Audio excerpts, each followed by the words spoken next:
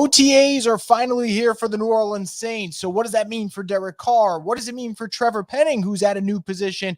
And what's going on with Marshon Lattimore? We're going to talk about all that right here on the Straight Up Saints podcast. You're listening to the Straight Up Saints podcast.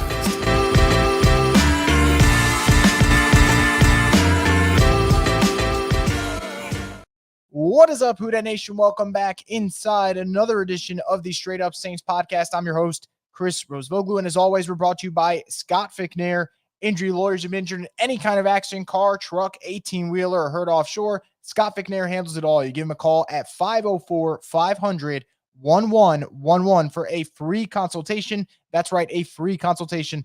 They'll always fight for the win. The Straight Up Saints podcast is also brought to you by Crystal. So, we are finally at the point in the year where OTAs are here, and obviously that means we get some football-related content, which is great for a lot of us who have been pretty much starving for football content over the last couple of weeks, last couple of months. And there's a lot to talk about with the New Orleans Saints, whether it's at the quarterback position and the depth chart, how that's going to break down, because obviously Derek Carr is going to be the starter, but what's going to go on with Jake Haener, what's going on with Spencer Rattler, we'll get into that. But before I start off with the quarterbacks and get into the future of Marshon Lattimore, I want to begin with Trevor Penning because there's a lot riding on this season for Trevor Penning. I think one would argue that this is the make or break season, not for his time with the Saints, but maybe his NFL career. And I am very, very interested to see how this all goes down for Trevor Penning, because if there is the best case scenario for your version of the Saints, if you think this is going to be a surprisingly good season, I think to some degree that would involve Trevor Penning becoming a legitimate starter for the Saints. And how is that going to go down? We don't know. We have to see how this all plays out. But what I found fascinating, and maybe the number one takeaway from the start of OTAs for the New Orleans Saints, is that Trevor Penning was at right tackle. Not at left tackle, right tackle. And offensive line coach John Benson talked about it, said that they view him at right tackle for this year. It's not like this was just some, change of heart type of thing where the Saints said, hey, let's just kick him at right tackle for the day. The Saints want to go into this offseason, want to go into OTAs, want to go into camp, feeling like, hey, let's run Penning at right tackle and see if it works, which means you have Fuaga at left, which some fans aren't going to like the whole switcheroo. Some people are going to hate it. And for me, I'm kind of indifferent about it. I think the Saints have to find a way to get their 5 best offensive linemen on the field at once. And how does that look? Only time will tell. But right now with the Saints, they're going with Fuaga at left, Nick Saldiveri next to him at left guard, McCoy obviously at center, right guard obviously Ruiz, and then Trevor Penning at right tackle. I think it's fascinating because that's a really young offensive line, right? With McCoy and Ruiz being the older guys on that unit. I think that when you have a young line like that, there's a lot of things you're going to have to kind of account for. One, mistakes. I think that is a part of it that you're always going to have to take into consideration. Another factor of it will also be the fact that we really are going in with such an unknown that the highs can be great, the lows can be brutal. And if this really pans out, then you could look at this offensive line eventually being the strength of this team. But right now, it's such an uncertainty, and you're really banking on a lot of youngsters. And a lot of it is really scary, especially when you saw last year how ugly things could get for this offense when the line didn't play well. So it's still an unknown. What I'd say about Trevor Penning is this. I think that the fact that they are putting him at right tackle and the fact that they're giving him a clean slate to kind of redeem himself is a good thing, because I think for New Orleans to just give up on him after 2 years when we haven't really seen him play is ludicrous. Now, if he can't play with this new staff, if he can't figure it out and he can't do it at the right side, then all right, maybe there's no place to play him. But I like that the Saints are making sure they exhaust every option before they say, man, this kid is just a bust. So that is encouraging. I'm very curious to see, though, how Fuaga does at the left, because the way I see it is don't ruin another first-round pick just because you're trying to get some type of return on your investment in Penning. Now, I'm not saying that's what's going to happen, because Fuaga might come out, surprise the hell out of us, and be the Saints franchise left tackle for the next 5-10 years. We don't know.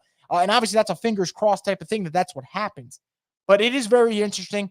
I do like the idea of trying him at right tackle, though. I really do.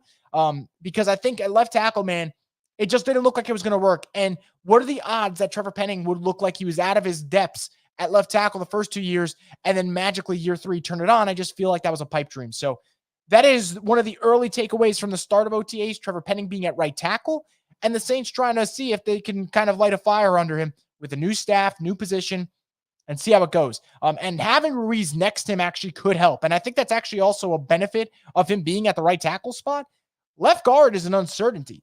And maybe that's a bad thing for Fuaga that at left tackle, not only is he trying a new position, he's on the weaker side of the line.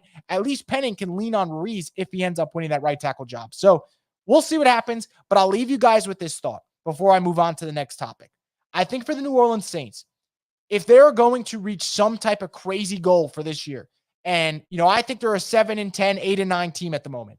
If they are to win 10 games, win 11 games, which sounds absurd. I don't think they get to that number, but let's say they do. They're going to need their 2 young tackles to ball the hell out.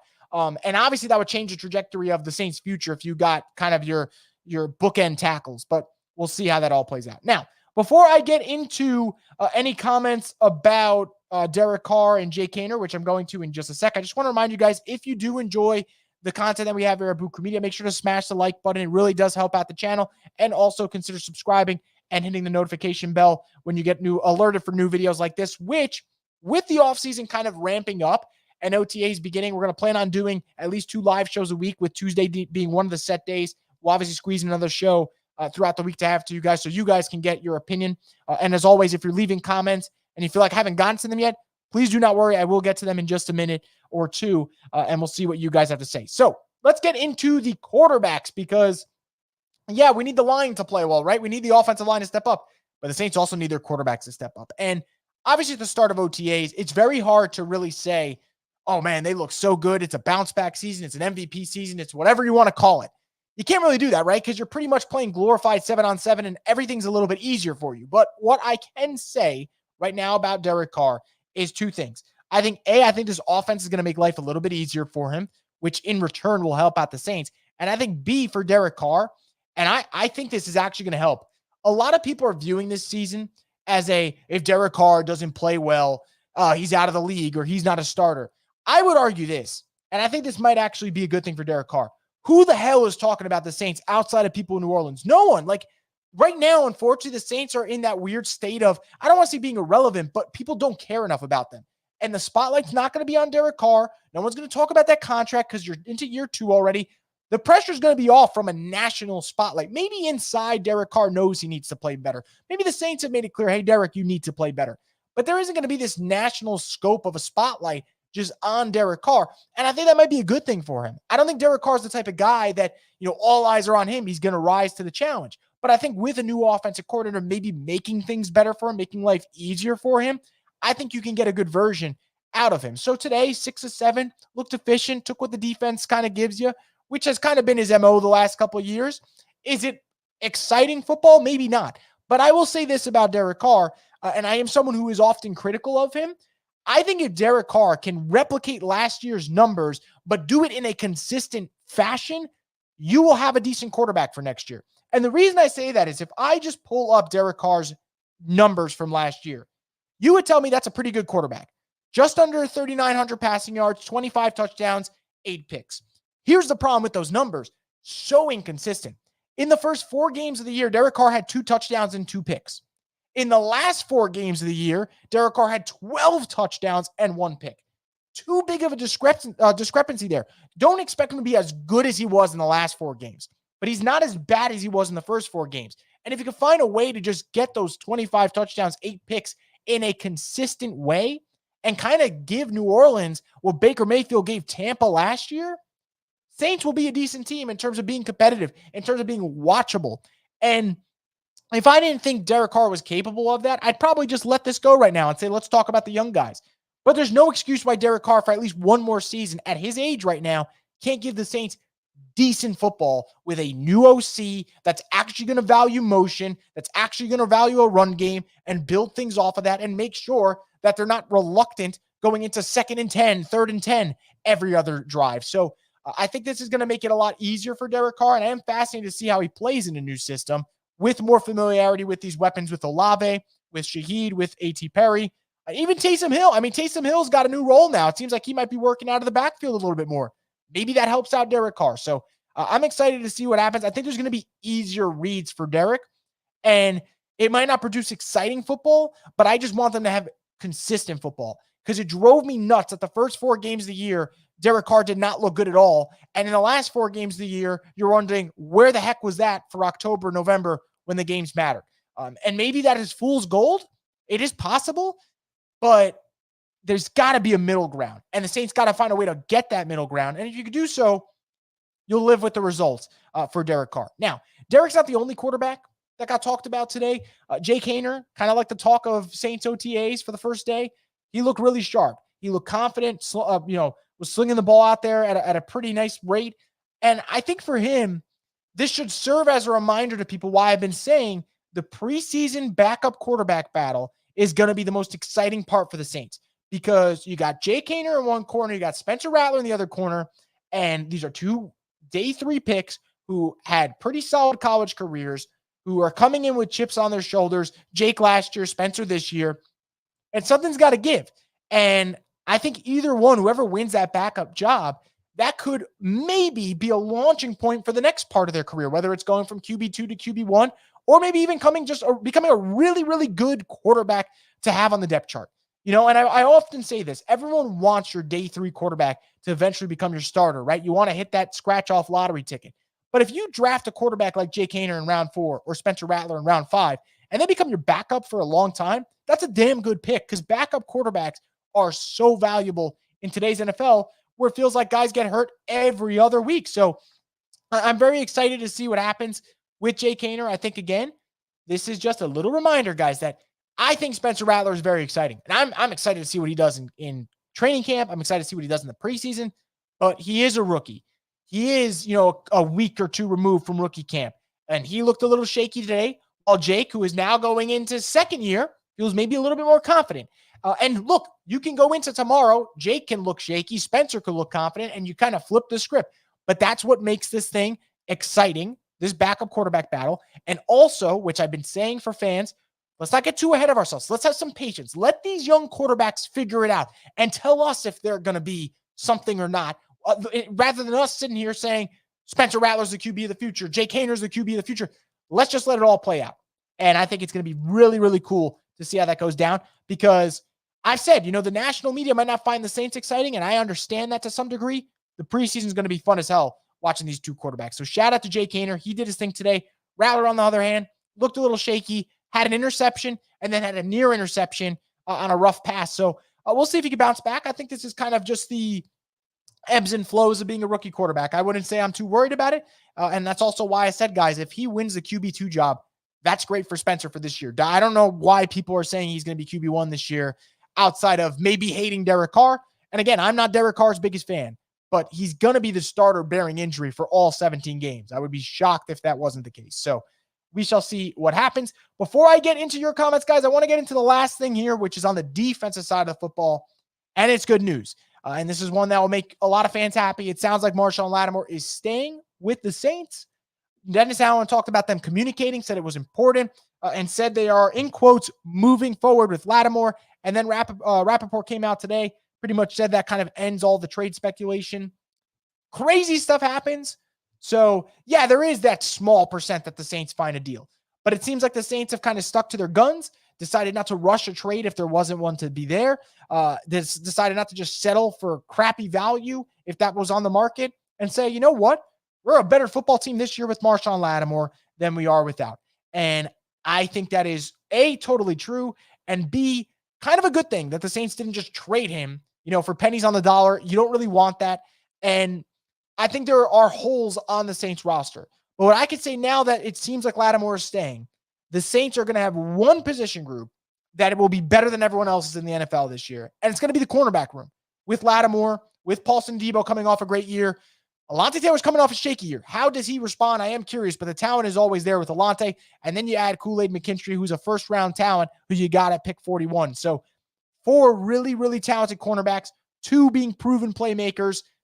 Very, very amped up about that position group. And I think that's going to be the Saints' calling card. And I think it's going to be a huge factor for them, because when the schedule came out, I talked about the great quarterbacks you're facing. You got to face Mahomes, Justin Herbert, Stafford, Dak Prescott, Jalen Hurts, Baker Mayfield, you got to play twice. Kirk Cousins, you got to play twice. Deshaun Watson at some point in the year, if he ends up reverting back to form. We'll see if that happens. So the Saints got a really good quarterback schedule. And one way to kind of fight back against that is have really good cornerbacks who can maybe take one side of the field away from that said quarterback. And the Saints are going to need that from Lattimore. So I think it's good. I wouldn't worry about him not being at OTAs. He really doesn't do voluntary stuff for the Saints. He's kind of about his business. He'll come into camp in shape. He'll look great probably in camp. And then we just got to sit here, cross our fingers, and hope he's ready for game 1 of the season. That's really it with Lattimore. I think it's a health thing about when the season starts. When the season, all this stuff in between, the OTAs and anything that's voluntary, I think anyone making a big deal over him not being there is kind of ridiculous at this point. I would not worry about it. So Lattimore staying in New Orleans, good news for the Saints, obviously. Now, I've always said if they got fair value, I would trade him because I think that this team is past the point of contention. But I got to be fair. If the Saints traded Lattimore just to trade him and they got back a 4th-round pick, I would be pissed, and I'd be sitting here, complaining to you guys about that deal. So I am glad that he's coming back. I think he is the most talented player on this team, even at this stage in his career. I think he's their best player when healthy. So we'll see what happens. So I'm going to get into your comments. What you guys have to say, put it below if you haven't yet. If you have any comments, questions, concerns, predictions for the 2024 Saints, you can put them below in the chat, and I'll get to them in just a second because I want to get a quick word from one of our sponsors, Crystal. I need to clear something up about New Orleans. While our culinary scene might be on fire, our food has never been about heat. It's always been about flavor. And this is how New Orleans does flavor.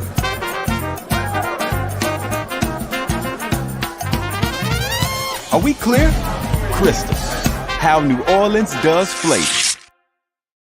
Once again, thank you to Crystal for being part of the program. We greatly appreciate it. So we're going to get into any comments you guys have for the rest of this time being. Any questions, predictions, thoughts, jokes, whatever you put in the chat, I'll pull them up, and that's how we'll kind of wrap up the end of this. So let's get into comment here from Timekeeper. I hear Jake out there slinging that thing. Pause. Definitely a well-timed pause.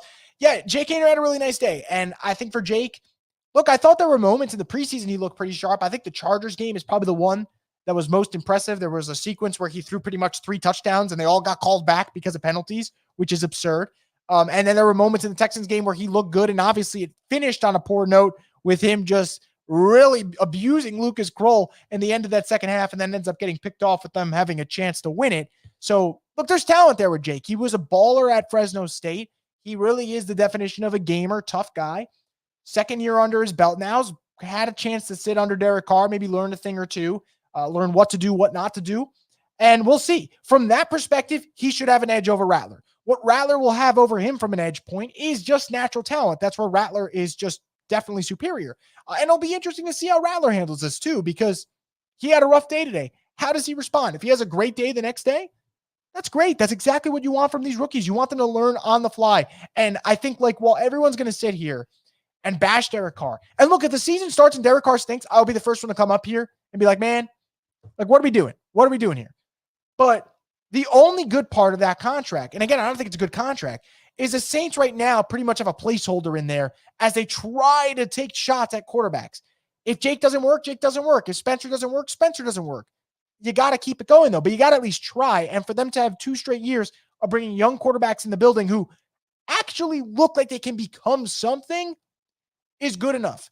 It's a start, and that was my biggest complaint. And this isn't me trying to be an ass and throw a shot at him, but my biggest complaint when the Saints took Ian Book was I never thought Ian Book had any intangibles for an NFL quarterback. I thought he was one of your prototypical, really good college quarterbacks. These dudes, Haener, he's got that gamesmanship to him.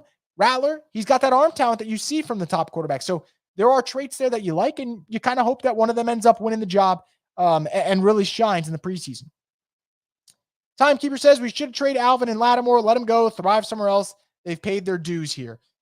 Look, I think that, for them, it's not how the way they view it. I think the Saints would have traded Lattimore had there been a fair value on there. But what is fair value for Lattimore? He's dealt with a lot of injuries. He's still elite, but you don't know if he could play all 17 games. If he could play all 17 games, A, Saints would have no problem finding a trade suitor, but B, they wouldn't be trading him in the first place or even trying to. They'd say, why would we get rid of a top 5 cornerback who plays every game? So I don't see it. As for Alvin, this is my take on Alvin. Running backs don't have a lot of value on the trade market anyway. You need to be at the top of your game, like when Christian McCaffrey got traded, to get good value. And even then, the Niners gave up a 2, a 4, and a 6. And I'd argue that the Panthers got absolutely hosed in that trade because you see what CMC does for the Niners on a weekly basis, and you see that the Panthers are the worst team in the league by a mile. So even that trade didn't work out, but that's a guy at the peak of his powers. I don't think the Saints trading Alvin just for the sake of trading him because he paid his dues and you want him to be on a contender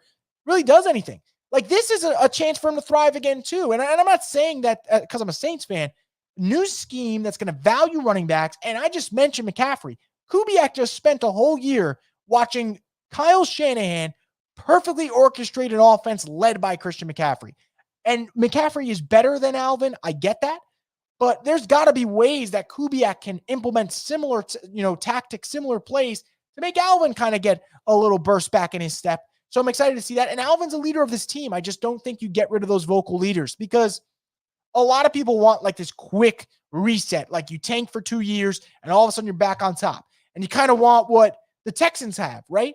But you kind of have to just get lucky to do that. How many teams just go back and forth with the number 1 pick again before they figure it out? I mean, the Cleveland Browns, it felt like they were picking number 1 forever. The Jaguars felt like they were picking number 1 forever. And even the Jags drafted Trevor Lawrence and the next year had the number 1 pick. So it's not easy in this league. It's not. And if it was, everyone else would rebuild quicker. And I'm not saying like you're wrong for wanting them to thrive elsewhere. Part of me really wants certain guys on the Saints to not be on the Saints just so they can get their chance at the Lombardi Trophy, right? Like, I think Cam deserves a ring. Alvin deserves a ring. DeMario deserves a ring. But like, it doesn't work that way in the NFL as opposed to other leagues. And you need those vocal leaders because, yeah, they're probably not going to win a ring with you, but you're hoping they could kind of give the next generation of Saints players that role model and that example of what you got to do to win on Sundays. Because I think that's another important thing. And I know I'm going on a rant here, but in the NFL, if you are a losing culture, it's so hard to break that. It really is hard. It just never ends. And I say it even with, you guys know I'm a New York guy, and I think about it with the Jets.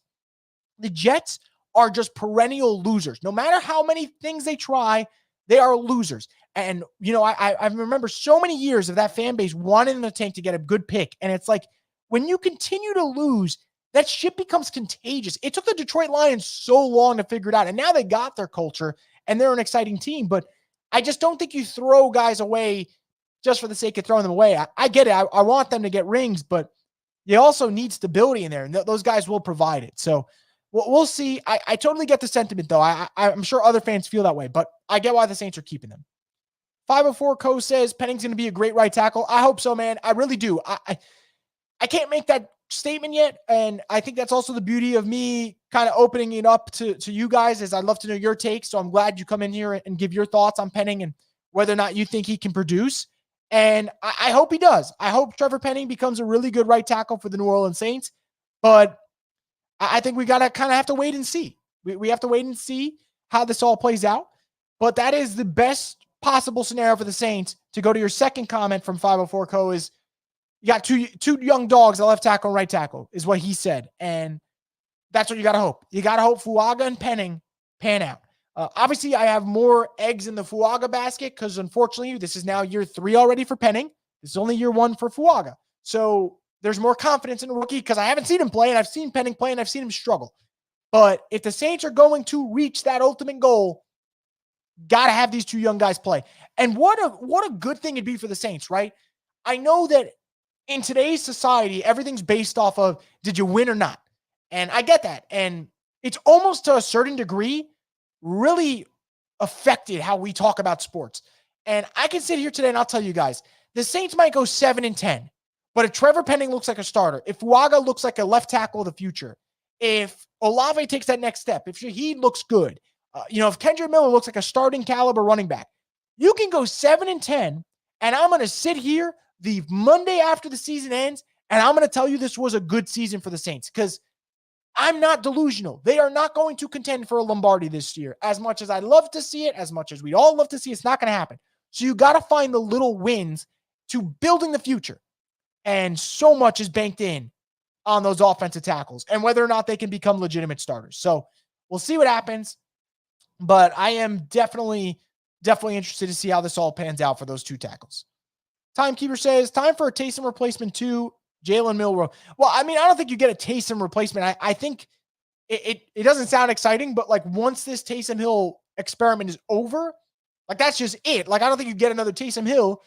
You maybe get a versatile weapon, but you're not going to run QB power again with a guy that also plays tight end, with a guy that also is playing special teams. So it just doesn't happen again. This is kind of like a once in every 10 years, 15 years type of gadget player that, man, it's been a fun run, but like most good things, it's going to come to an end eventually, but we'll see. Kubiak having him in that kind of out of the backfield role, you get him to be a fullback / tight end this year.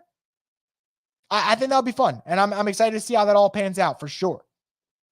Timekeeper says Jake's throwing motion is a lot like Drew's. It's definitely similar.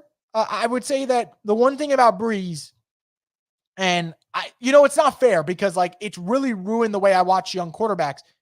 I'm so used to how good Drew's footwork is that I watch these younger quarterbacks now, and I'm not saying Jake doesn't have good footwork, but it's like you watch all these younger quarterbacks now, and you question if they're even practicing footwork because it's all over the place, And that's even the thing I saw for Spencer Rattler. I think Spencer Rattler has such good arm talent. But there are moments where it's like, dude, if you just set your feet and deliver, you're golden. And it just doesn't happen sometimes. So Drew has spoiled us. I will say that. But I think the good thing is because we've watched Drew for so long, we know what good quarterback play is and we know what isn't. So when this preseason quarterback battle happens between Haener and Rattler for the number 2 job, we're going to know what throws are dimes, what throws are what you want from the Saints, and what you don't. So I guess it's kind of the pros and cons of having a guy like Drew and watching him for all these years. Jerry G say I'm using Crystal Hot Sauce. Hell yeah, Jerry. JB says, does Nick Saldiveri have a legit shot at guard after redshirting last year? Yeah, absolutely. Absolutely. Now, what I would say for him is he better win left guard. And the reason I say this is the options for the Saints at left guard are brutal after him. And I'm not saying that he's going to be a good player, but sometimes the unknown is better than the known just because you know what you got. And if anyone watched the Giants last year, you do not want Shane Lemieux as your left guard. I'm just telling you from now, that man will wreck a season in the wrong way. And you don't want him as your left guard. You brought in Lucas Patrick, but that's really just a depth signing. You don't really want him to start either. I think ideally the Saints want their young guys to start on the O-line. And that's why I keep saying if they do and they're decent, like that changes an outlook of this team. Like if the Saints get Fuaga, Saldiveri, and Penning, and they play well or decent this year, I'm going to give them one more win than I give them right now because I am giving them a below 500 record, assuming this line's not going to be very good. So that I would give them an extra win. But 2, I also think it changes the trajectory of this team. Like, what if the Saints do figure it out with these linemen? And these young linemen are the answer. And now for the next couple of years, the Saints don't have to worry about line because they got their left to right unit. I don't think that's going to happen, by the way, because that's just too much has to go right. And us Saints fans are accustomed to things not going right. They're usually going wrong. So we'll see if that happens. But there's absolutely, JB, there's absolutely a shot that he could become their left guard. There's no doubt about it. Hakeem says, got to get something out of Penning or get rid of him next year. You can't miss on a first-round pick, usually because it sets the franchise back. If he fails, then Emory Jones should be on the Saints' radar for next season, tackle out of LSU. Look, going back to your first point, Hakeem, I mean, I agree wholeheartedly with you.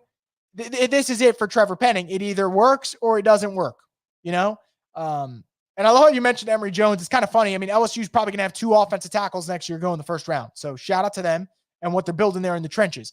But keeping it for the Saints, I agree. I mean, Penning, if it doesn't work this year, that's 3 years already gone, And that is really, really, really upsetting if that doesn't pan out. So we'll see. I think this is definitely make or break, like you said. I would argue that if he can't figure it out with the Saints, it's like, all right, maybe another team will pick him up because he's an offensive tackle from the first round, and there is like potential there.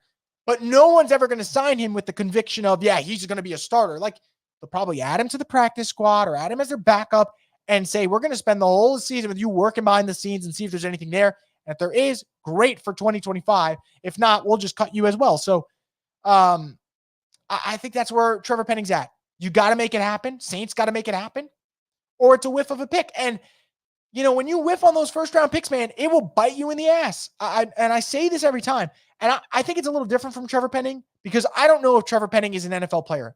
I know Peyton Turner is an NFL player. He just can't play on Sundays, which blows my mind.